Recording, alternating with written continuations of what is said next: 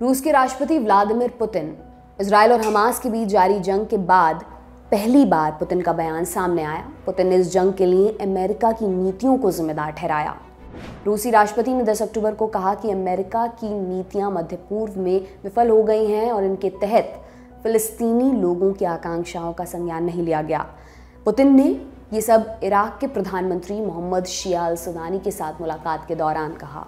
अंतर्राष्ट्रीय news agency Reuters की report के मुताबिक रूस के राष्ट्रपति ने कहा, मुझे लगता है कि लोग मुझसे सहमत होंगे कि यह मध्य पूर्व में अमेरिका की नीतियों के नाकाम होने का साफ उदाहरण है।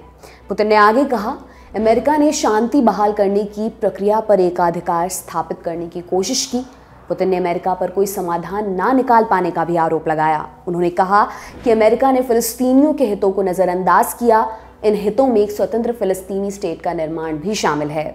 इजरायल और हमास के बीच ताज़ा संघर्ष शुरू होने के बाद यह पहला मौका है जब रूस के राष्ट्रपति ने इस मुद्दे पर बयान दिया है।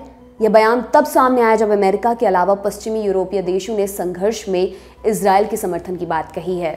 अमेरिका ने इजरायल को सैन्य सहायता देने की भी बात कही है। इधर इस संघर्ष में अब तक 2100 से ज़्यादा लोग मारे जा चुके हैं। हमास के हमले के चलते जहां इजरायल में 1200 से अधिक लोगों की जान गई है, वहीं इजरायल के हमलों के चलते गाजा पट्टी में 900 से अधिक लोग मारे जा चुके हैं। इसके अलावा यूएन में फिलिस्तीन के राजदूत रियाद मंसूर का भी बयान सामने आया है। मंगलवार 10 अक्टूबर को उन्होंने कहा कि गाजा पट्टी और उसके आसपास के इलाकों में अब इजरायल जो कर रहा है वो किसी नरसंहार से कम नहीं है। लोगों को मार रहा है, बम की आग में उन्हें जला रहा है। एक तरफ ये दुनिया से फिलिस्तीन को बचाने की मांग कर रही हैं, तो वहीं यूएन के ऑफिस के बाहर खड़ी संख्या में लोग फिलिस्तीन को खत्म करने के नारे लगा रहे हैं। फिलिस्तीन के राजदूत रियाद मंसूर ने संयुक्त राष्ट्र सुरक्षा परिषद को एक पत्र लिखा है।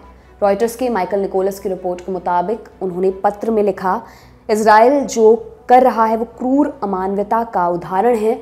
लोगों पर बम गिराए जा रहे हैं, उन्हें अपने घर छोड़ने पर मजबूर किया जा रहा है, उनके सामने भुखमरी के हालात पैदा किए जा रहे हैं, उनके राष्ट्रीय अस्तित्व को मिटाने का प्रयास हो रहा है। ये किसी बड़े नरसंहार से कम नहीं है। ये कृत्य तो युद्ध अपराध की श्रेणी में आते हैं। राजदूत रियाद मंसूर ने अपील करते हुए ये भी लिखा कि सभी देशों को आगे आकर इजरायल की इस कार्रवाई को रोकना चाहिए। आपको बता दें कि संयुक्त राष्ट्र का ऑफिस अमेरिका के न्यूयॉर्क शहर में है। मंगलवार को यहाँ की सड़कों पर इजरायल के समर्थन में प्रदर्शन हुए। इजरायल के समर्थकों ने फिलिस्तीन और गाजा पट्टी को पूरी तरह मिटाने के भी नारे लगाए। इस बीच खबरें आ रही हैं कि गाजा पट्टी में रह रहे लोगों को सुरक्षित निकालने के लिए अमेरिका मिस्र और इजरायल के साथ बातचीत कर रहा है।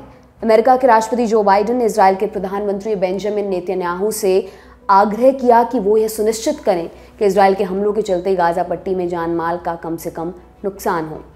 आपके लिए तमाम जानकारी लेकर आए हैं हमारे साथी मुरारी और अभय। मेरा नाम दिव्यांशी सुमराव है। आप देखते रहिए दी लल्लन टॉप। शुक्रिया।